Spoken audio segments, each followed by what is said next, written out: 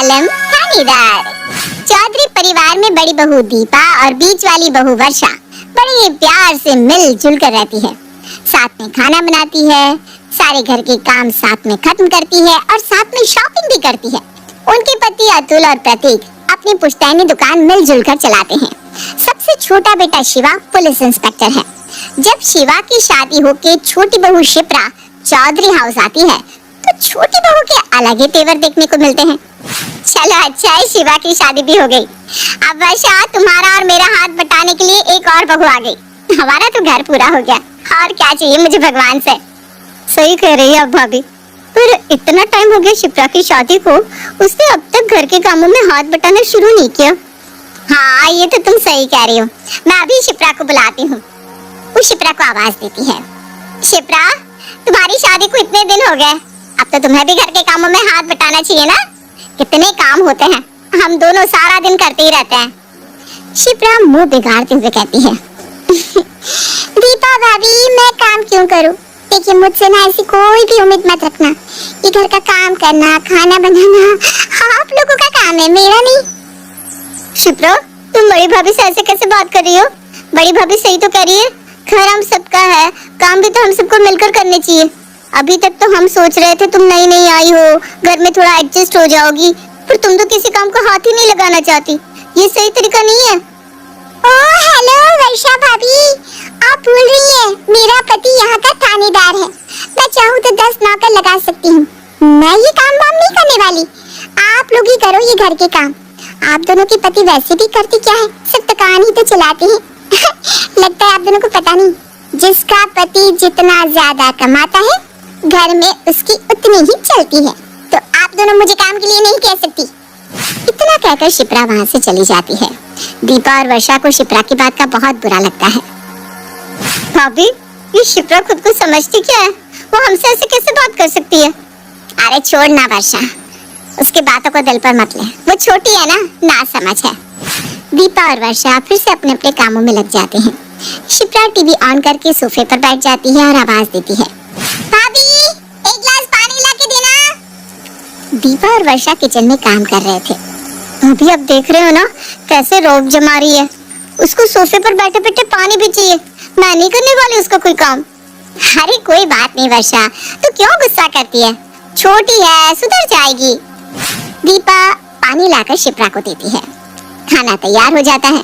दीपा और वर्षा खाना टेबल पर लगा रही थी कि तभी शिप्रा अपना फोन चलाते हुए आती है और कुर्सी पर बैठ जाती है। भाभी जल्दी से मेरा खाना लगा दो। दीपा उसके लिए खाना लगाती है। शिप्रा खाना खाना शुरू करती है। कि कैसा खाना बनाया है? कितनी मिर्ची डाली है? आप दोनों को खाना बनाना नहीं आता क्या? ओ हेलो, तुम्हें इतनी प्रॉब्लम है तो खुद खाना क्यों नहीं बना लेती? ओ हेलो, मुझसे ऐसे बात करने की जरूरत नहीं है वर्षा भाभी। आप भूल रही हैं, मेरा पति पुलिस इंस्पेक्टर है और ये घर उसी की कमाई से चलता है। आप लोगों के पति की तरह दुकान पर आराम से नहीं बैठता वो। मेरा तो पूरा मूड ही खराब कर दिया। छोड़ो, मुझे खाना ही नहीं खाना, मैं बाहर से ही कुछ खा लूंगी। शिप्रा वहाँ से जाने लगती है तो दीपा उसे रोकने की कोशिश करती है। शिप्रा रुक जा, बात तो सुन, खाना खा कर जा। शिप्रा चली जाती है। बिना खाना खाए चली गई। ये क्या किया तुमने वर्षा? वर्षा मुंह बिगाड़ते हुए कहती है। जाने दो ना भाभी, इसी लायक है। आपने देखा ना कैसे बात कर रही थी। उसको लग रहा है कि शिवा की कमाई से घर चल रहा है। हमारे पति अपनी दुकान पर कमाते नहीं है क्या? अरे जाने देना वर्षा, छोटी है, नादान है, समझ जाएगी। चल तू घर का काम देख, तब तक मैं बाजार से सब्जी लेकर आती हूँ। शिप्रा बाहर मार्केट जाती है तो रास्ते में उसे गोलगप्पे का ठेला दिखाई देता है। वो खाने रुक जाती है। भैया एक प्लेट गोलगप्पे लगा दो। शिप्रा आराम से गोलगप्पे खाती है। अरे वाह भैया, पानी पूरी तो बहुत अच्छी है। शिप्रा वहाँ से जाने लगती है तो पानी पूरी वाला पैसे मांगता है। अरे मैडम, मेरे पैसे। तुम मुझसे पैसे मांग रहे हो? जानती भी हो मैं कौन हूँ? इंस्पेक्टर शिवा की पत्नी। ज्यादा बोलोगे तो अंदर करा दूंगी, समझे? बड़े आए पैसे लेने वाले। दीपा शिप्रा को ऐसा करते देख रही थी। शिप्रा वहाँ से चली जाती है। शिप्रा मार्केट में थोड़ी ही आगे जाती है तो उसे उसकी बचपन की सहेली मिल जाती है। हाय शिप्रा, कैसी है? कितने दिनों बाद मिली तू। शादी के बाद तो मुझे भूल ही गई। प्रीति आके उसके गले लगने लगती है। शिप्रा उसे खुद से दूर कर देती है और एटीट्यूड से कहती है, ओ प्लीज दूर रहो, जानना पहचान जबरदस्ती गले पड़ रही हो। अरे तूने मुझे पहचाना नहीं?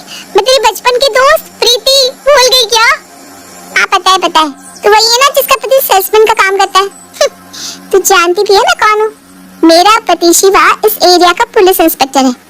चलो हटो रास्ते से, मैं गरीब लोगों को मुंह नहीं लगाती। शिप्रा वहाँ से आगे निकल जाती है। प्रीति को उसकी बात का बहुत बुरा लगता है, उसका मुंह उतर जाता है।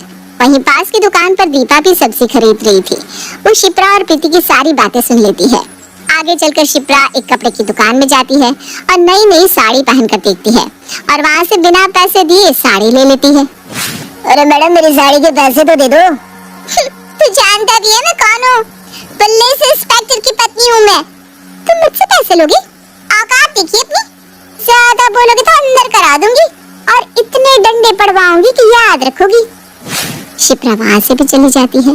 दीपा उसके पीछे खड़ी ये सब देख रही थी। अब दीपा से बर्दाश्त नहीं हुआ। शिप्रा कुछ ज्यादा ही कर रही है। वो घर में हम लोगों से बदतमीजी कर रही थी, हम बर्दाश्त कर रहे थे, लेकिन अब तो वो लोगों का सामान लेकर पैसे भी नहीं दे रही, ऊपर से धमकी दे रही है। ये तो बहुत गलत बात है। अब तो पानी सर से ऊपर जा रहा है, मुझे ये सब रोकना होगा, इससे पहले कि शिप्रा अपनी अकड़ में आकर कोई बड़ी गलती कर बैठे।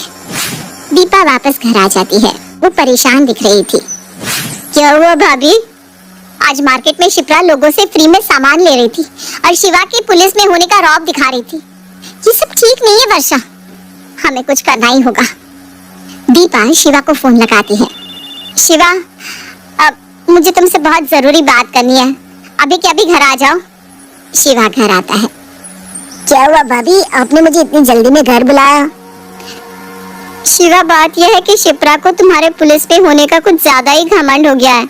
ना तो वो घर में हम में से किसी को इज्जत देती है और ना ही बाहर के लोगों को।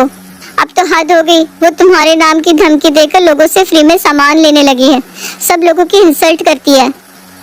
क्या शिप्रा ऐसे कैसे कर सकती है? शिवा देख, वो ऐसा कर तो रही है, पर मेरे पास एक प्लान है जिसके बाद वो खुद ही लाइन पर आ जाएगी। शाम को शिप्रा ढेर सारी शॉपिंग करके गुनगुनाती हुई घर आती है। ला ला ला ला ला ला ला। वो देखती है कि शिवा सोफे पर सर पकड़े बैठा हुआ था। क्या हुआ शिवा, आप ऐसे क्यों बैठी हो? क्या बताओ शिप्रा, मेरी नौकरी चली गई है, अब मैं पुलिस इंस्पेक्टर नहीं रहा। ऐसे कैसे हो सकता है? अब हम लोग क्या करेंगे? हे भगवान, क्या अब मुझे अपनी जेठानियों के साथ घर के काम करने होंगे? काम की छोड़ो, ये सोचो घर खर्च कैसे चलेगा। बिना नौकरी के क्या करूंगा मैं, कहाँ से लाऊंगा पैसे?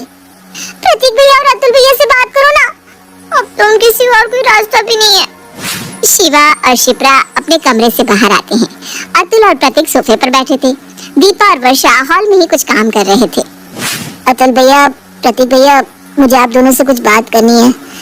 मेरी नौकरी चली गई है, मुझे कुछ पैसों की जरूरत थी, क्या आप दोनों मुझे थोड़े पैसे दे देंगे प्लीज?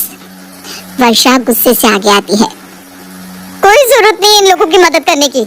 आज सुबह से शिप्रा हम दोनों से किस तरह बात कर रही थी, कह रही थी सारे खर्चे इसका पति ही करता है, हमारे पति तो कुछ करते ही नहीं, सिर्फ दुकान पर बैठते हैं। तो अब हमसे क्यों कह रही है, जाए खुद कर ले अपने खर्चे। नहीं भाभी, ऐसा मत कहिए, आप लोग हमारी मदद नहीं करेंगे तो हम कहाँ जाएंगे? दीपा भाभी, आप ही कुछ बोलिए ना।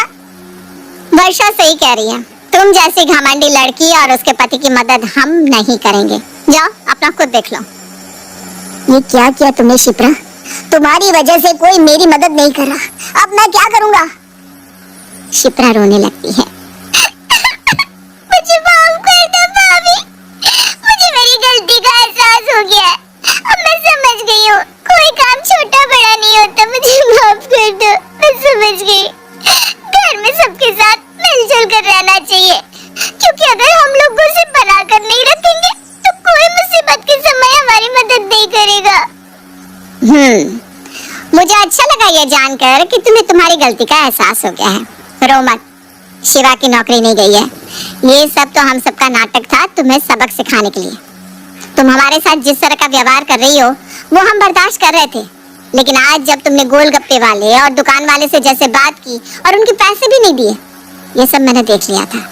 और जिस तरह से तुमने अपनी दोस्त से बदतमीजी की, उसके बाद हम लोगों ने प्लान बनाया कि तुम्हारी ये आदत सुधारनी होगी। सोचो, आज तो हम लोग नाटक कर रहे थे, पर अगर कल को सच में शिवा की नौकरी चली गई, तब क्या करोगी? मुझे माफ कर दीजिए आप सब। मुझे मेरी गलती का एहसास हो गया है। अब मैं ऐसा कभी नहीं करूंगी। रोज दोनों भाभीियों के साथ घर के काम कराऊंगी, गोलगप्पे और दुकान वाले के पैसे भी दे दूंगी और प्रीति से भी माफी मांग लूंगी। ये हुई ना बात। सब लोग मुस्कुराते हैं, तीनों बहुएं गले लग जाती हैं।